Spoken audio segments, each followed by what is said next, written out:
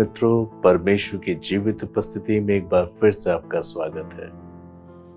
मुझे आशा है कि आप द लॉर्ड्स फार्म मिनिस्ट्री के द्वारा दिए गए संदेश के माध्यम से अपने जीवन में परमेश्वर की उपस्थिति को प्राप्त कर रहे हैं। आपका जीवन बदल रहा है, आप अपने जीवन में चमत्कार को प्राप्त कर रहे हैं। इन सब बातों के लिए मैं परमेश्वर को धन्यवाद करता हूँ। प्रियो, आप अपने प्रार्थना निवेदन हमें ईमेल के माध्यम से भेज सकते हैं। निश्चय जानिए, आपके लिए हम प्रार्थना करते हैं और आपको जवाब जरूर भेजे जाएंगे।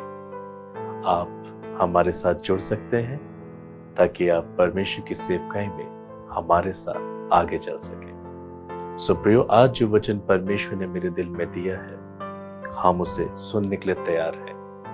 आप अपना हृदय खोलें, विश्वास के साथ आज के संदेश को स्वीकार करें, जिससे कि परमेश्वर आपके जीवन में कार्य कर सके।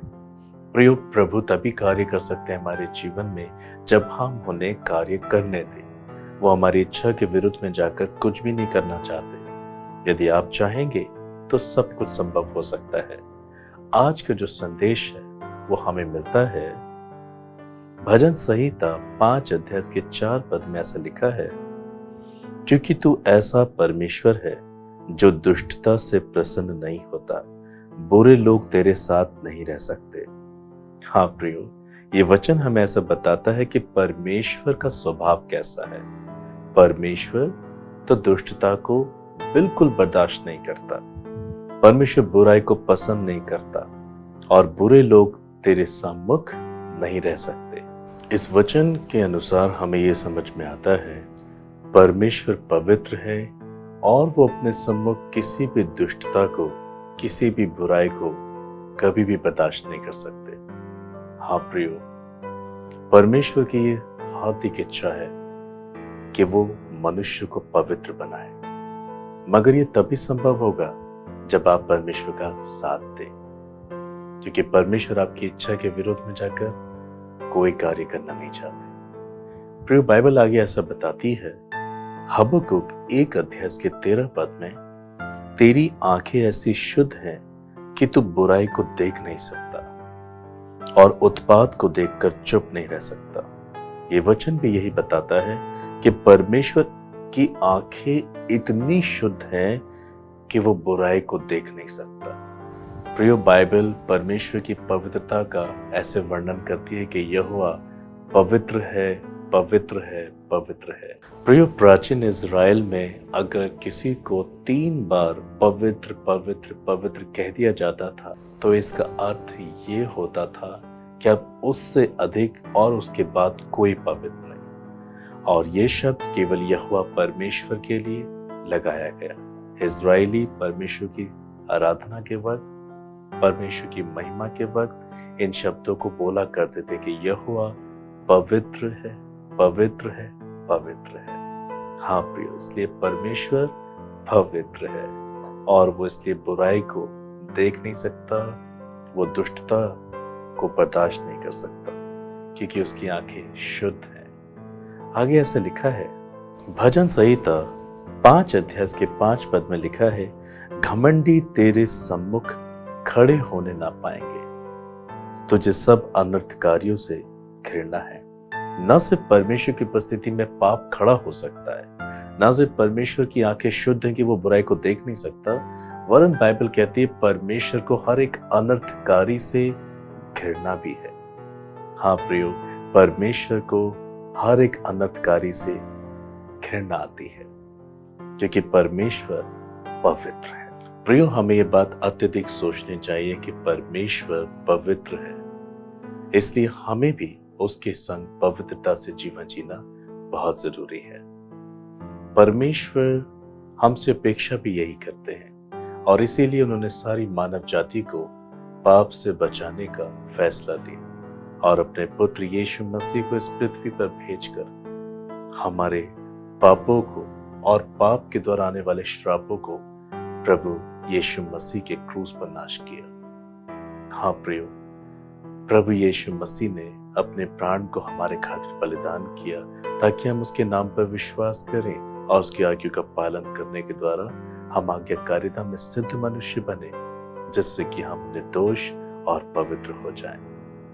प्रिय, परमेश्वर का वचन हमें बताता है कि परमेश्वर हमारे जीवन को पवित्र ही करना चाहते हैं। ये बात पहला पत्रस पहला अध्याय 15-16 पद में भी लिखी है, जहां परमेश्वर कहता है, तुम्हारा बुलाने वाला पवित्र है, इसलिए तुम भी अपने सारे चाल चलन में पवित्र बनो, क्योंकि लिखा है, पवित्र बनो क्योंकि मैं पवित्र हूं।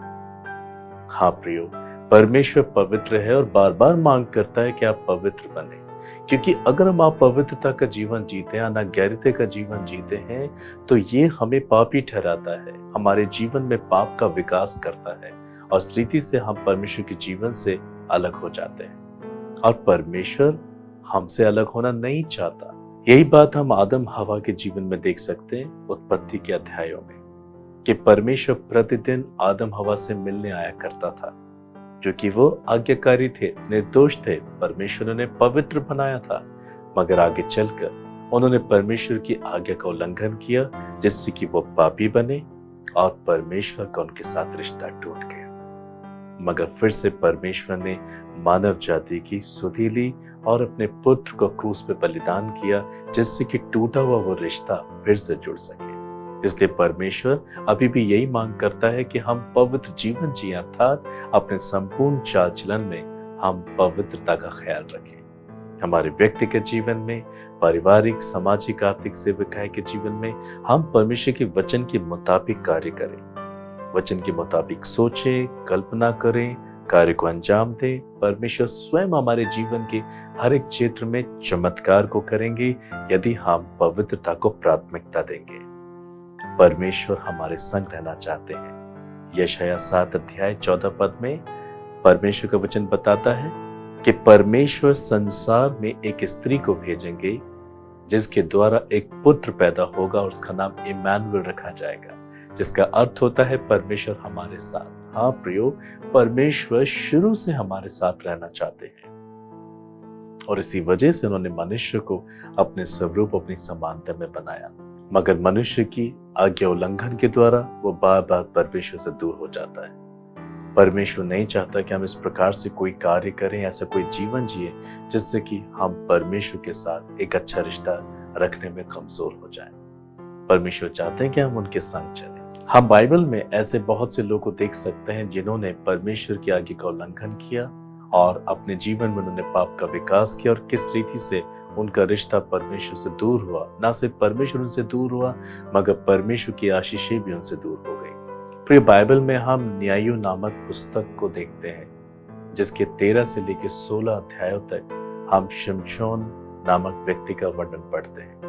परमेश्वर की ओर से उसे चुना गया था। हाँ, उसके जन्म की भविष्यवाणी हुई थी।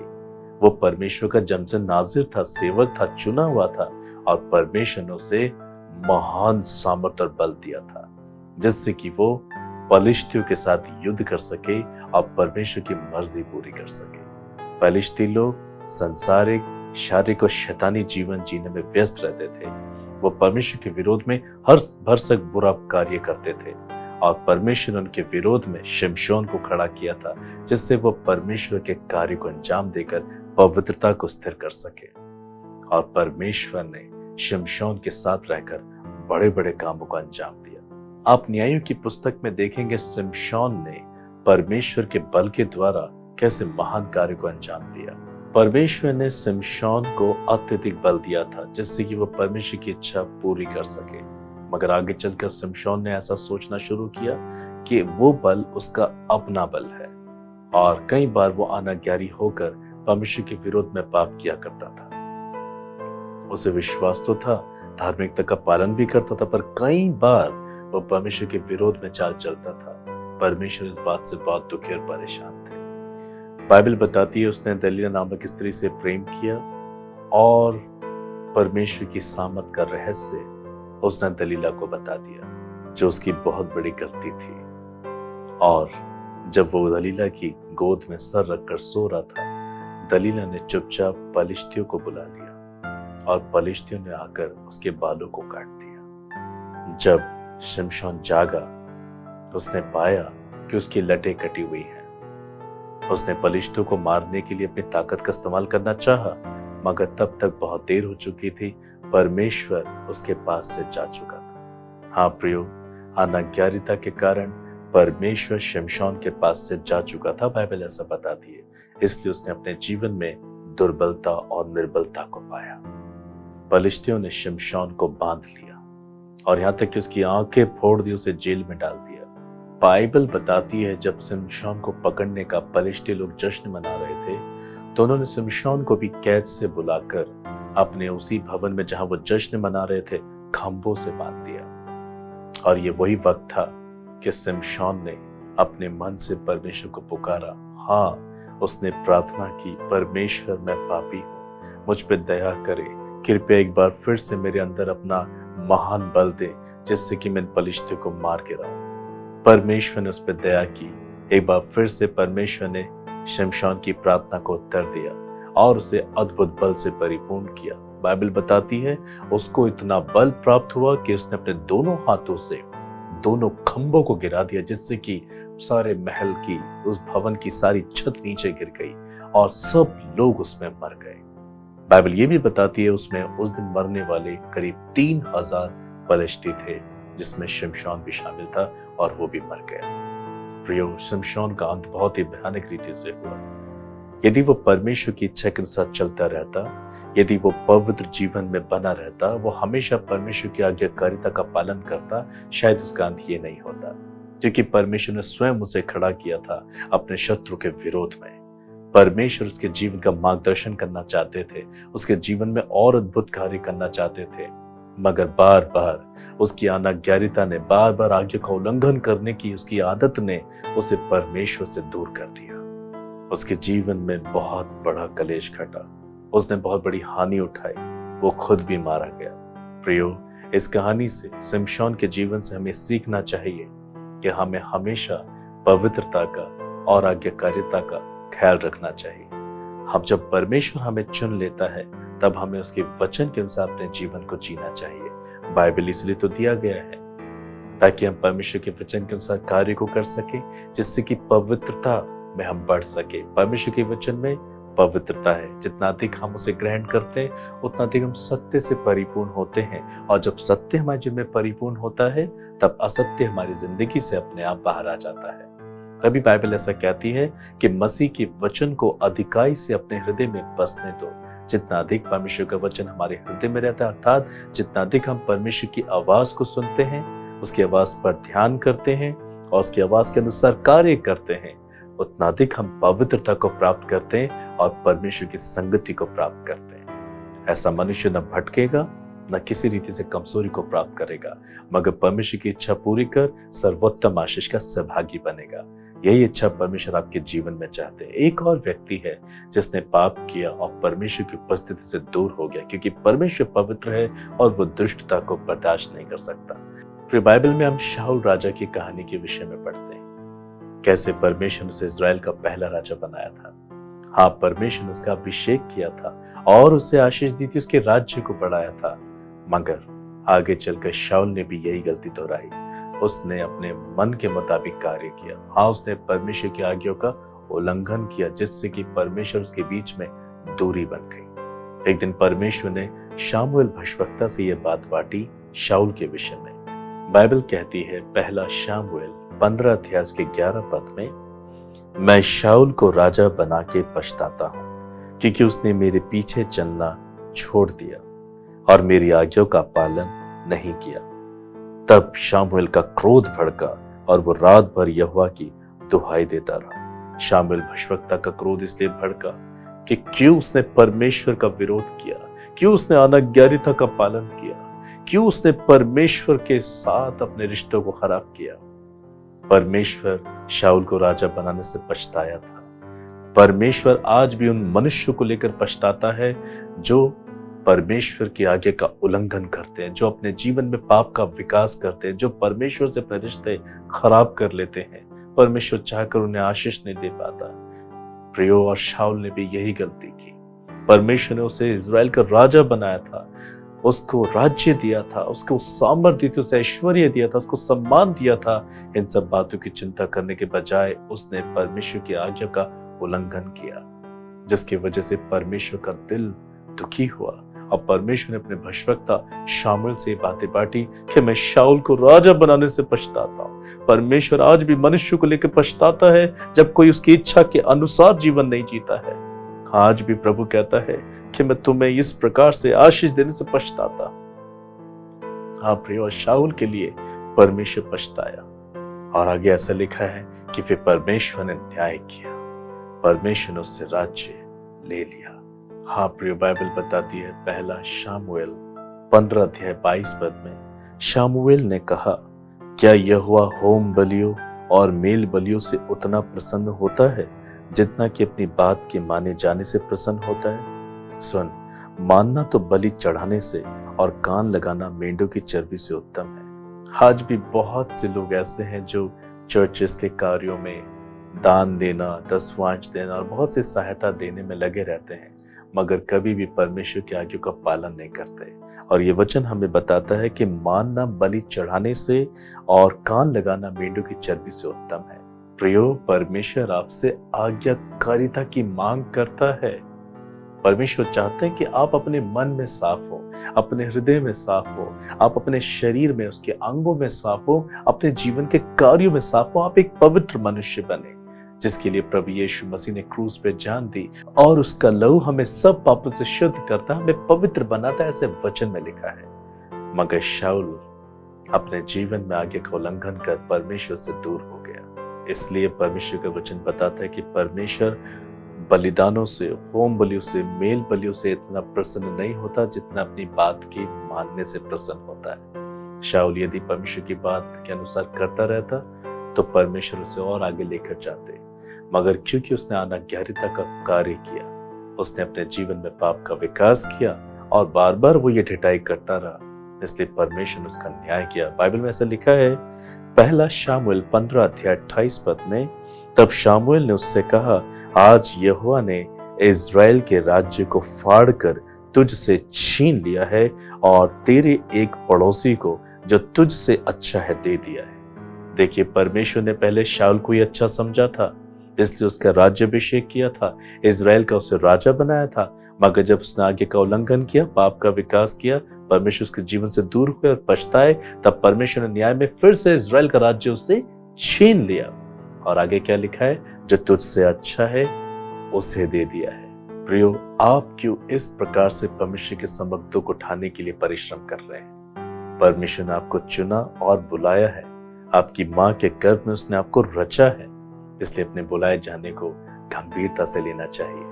आपको परमेश्वर के विरोध में पाप नहीं करना चाहिए, आपको वचन पे मन लगाना चाहिए, प्रतिदिन प्रार्थना करनी चाहिए और अपने जीवन में परमेश्वर की आज्ञा का पालन कर हमेशा परमेश्वर को प्रसन्न करना चाहिए, क्योंकि यिर्मयाह 29 अध्याय 11 पद के निमित्त उसने आपके लिए एक उत्तम भविष्य बनाया है और कहता है हानि का नहीं परंतु लाभ का है। प्रियो, परमेश्वर आपको लाभ देना चाहते हैं। ये तभी संभव है जब परमेश्वर आपके संग रहे, मगर यदि आप पवित्रता को लेकर चलेंगे तब परमेश्वर आपके संग नहीं रह पाएंगे, क्योंकि परमेश्वर पवित्र हैं और वो दुष्टता को, बुराई को किसी भी रीति से पसंद नहीं करते। इसलिए प्रियो, आज आप अपने आप को जांचें और परखें। हो सकता है आपके जीवन में बहुत अधिक कलेश हो, बहुत अधिक परेशानी हो, आप बहुत संघर्ष करके जीवन जी रहे हैं, शायद आपको ये नहीं मालूम ये किस कारण से। आज परमेश्वर का वचन ये कहता है आप अपने आप को जांचें, अपने आप को परखें। कहीं आपने शाऊल के समान पाप तो नहीं किया, कहीं आपने शिमशोन के समान तो पाप नहीं किया। परमेश्वर तो आपको आशीष देना चाहते हैं। क्या आपके जीवन में परमेश्वर की पवित्रता वास करती है, या आपने अपने हृदय में पाप का विकास अत्यधिक बढ़ा दिया है और इसी वजह से आप हजारों बार प्रार्थनाएं करते हैं या करवाते हैं, आप प्रभु की उपस्थिति को प्राप्त नहीं कर पाते। इसलिए आप कई बार बाइबल भी नहीं पढ़ते हैं, प्रार्थना भी नहीं करते हैं और कई लोग संगति करना भी पसंद नहीं करते हैं। प्रियो, आप इस प्रकार से जीवन जिएंगे तो और अधिक दुख उठाएंगे, क्योंकि स्वर्ग और पृथ्वी और समुद्र जो कुछ है वो सब कुछ परमेश्वर का है, प्रभु यीशु मसीह का है। वो अपनी संतानों को सब कुछ देना चाहता है, मगर आपको परमेश्वर के वचन के अनुसार जीवन जीना पड़ेगा। उसने सबको बुलाया है, वो सबको बचाना चाहता है, वो आपसे प्रेम करता है। इसलिए पाप को छोड़ें, पश्चाताप करें, वचन को पढ़ना शुरू करें, प्रार्थना करना शुरू करें, वचन में जैसा लिखा है वैसा करना शुरू करें। आप चमत्कार को पाएंगे, आप आश्चर्य कर्म को पाएंगे, आप अपने जीवन में खुशहाली को देख पाएंगे।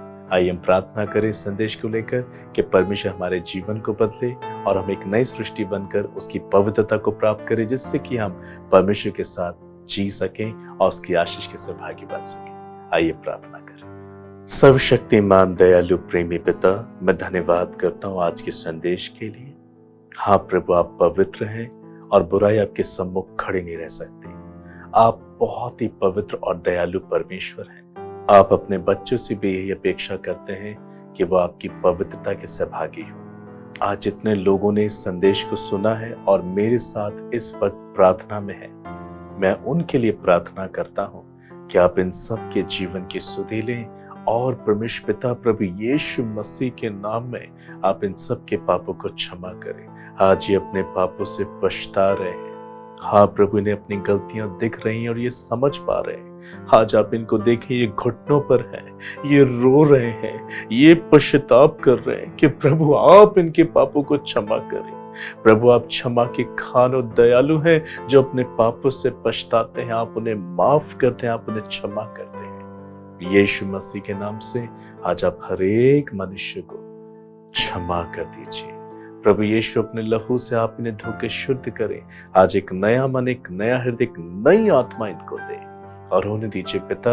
आप इन्हें यीशु मसीह के नाम से अनुग्रह को दें, ताकि अधिक से अधिक ये प्रतिदिन वचन को पढ़ें, वचन के अनुसार अपने जीवन को जिएं, अपने मन की बातें आपसे खोल कर कहें और आपके साथ वक्त बिताएं।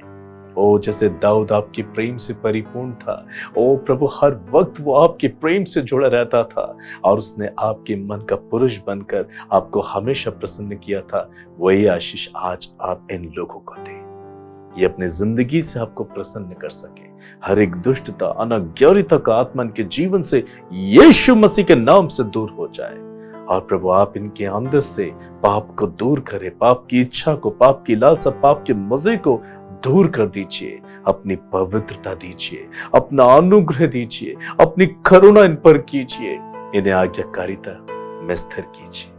धन्यवाद ऐसा करने के लिए। अब आप इनके लिए चमत्कार को करें, आप इनके जीवन में आ जाएं प्रभु। आप इनके जीवन के एक क्षेत्र में आकर आश्चर्य कर्मों को करें। जो चमत्कार ये अपने व्यक्तिगत, पारिवारिक, सामाजिक, आर्थिक सेवकाई के जीवन में आपसे मांग रहे हैं, give it to them father. Yeshu Masih के नाम से आप इन्हें चमत्कार दें, ताकि आनंद से परिपूर्ण हो जाए और ये आपके पवित्र नाम को महिमा दे सके, आपकी भक्ति कर सके। आप इनके लिए चमत्कार को करें, आप इनकी जिंदगी को बदल दें और आप इन्हें एक अद्भुत जीवन जीने के योग्य बना दें। धन्यवाद स्वामी, आपने प्रार्थना को सुना है। हर एक जन जो इस वक्त बीमार है, चंगा हो जाए यीशु मसीह के नाम में। जो कोरोना वायरस से पीड़ित है, यीशु मसीह के नाम में प्रभु चंगा हो जाए और प्रभु ये आपकी जय जयकार करें। प्रभु जिनकी टांगों में दुर्बलता है, यीशु मसीह के नाम से उनकी टांगे चंगी हो जाए, खड़े हो जाए, रबी बल आ जाए और चलने लगे यीशु मसीह के नाम में। जो बीमार है, बिस्तर हॉस्पिटल्स में एडमिट है, father you heal them in the name of Jesus. वो डिस्चार्ज्ड हो जाए प्रभु और आपको धन्यवाद करें। जो आईसीयू में, वेंटिलेटर में है, mercy upon them in the name of Jesus. Do mighty miracle for them. आप उन्हें चंगाई दे और उन्हें आजाद करें वेंटिलेटर, आईसीयू से। आप उनके लिए चमत्कार करें। इस संदेश के द्वारा आप इन सबको पवित्र बनाएं, आप इनका मार्गदर्शन करें। धन्यवाद ऐसा करने के लिए। सारा आदर महिमा आपको देता हूं, प्रभु यीशु मसीह के नाम से मांगता हूं, आमीन। God bless you. परमेश्वर आपको बहुत आशीष दे।